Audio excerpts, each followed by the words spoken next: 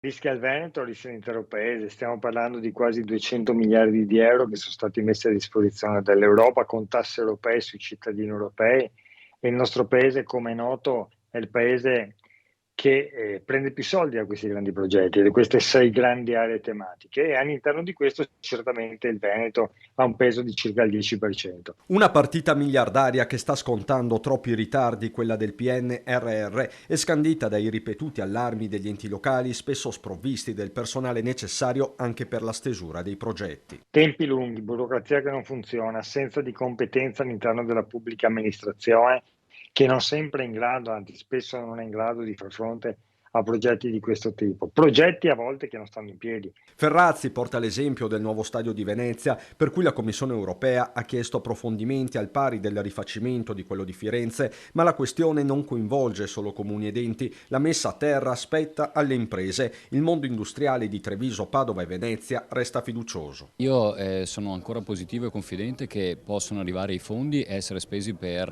le opere previste.